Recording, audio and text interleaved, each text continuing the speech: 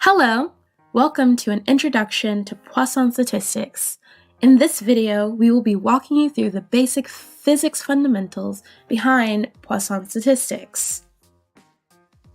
The Poisson distribution was discovered and named by Simeon Denis Poisson, a French mathematician, in the year 1837. A simple definition of what Poisson statistics actually is the counts of random events occurring over an interval of time and space. Now, we'll be looking at some of the conditions that make Poisson statistics a viable option when analyzing data. In Poisson statistics, there must meet the following conditions. First, time is one of the variables that you're using. You have to make sure it is consistent throughout the experiment and that there's no differentiation between any second. Second, data have to be counts of rare events, and you need to do many trials so that there is a reasonable rate of events. We'll talk about one of those rare events later. Third, all events must be independent from one another. And fourth, and lastly, average rate doesn't change over a period of time that we are interested in. Before we continue on, let's take a step back and look at a little something called gamma rays. So what are gamma rays?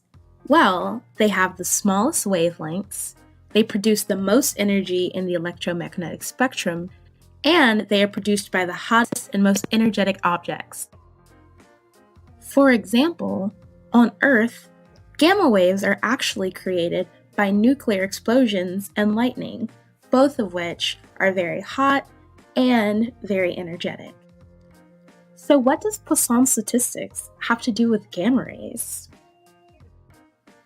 Good question.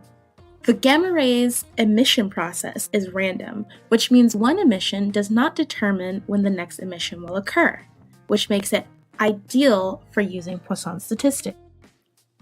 Radioactive decay, which is the breakdown of the atomic nucleus that results in energy and matter being released from the nucleus, is a very crucial part of looking at gamma rays in terms of Poisson statistics.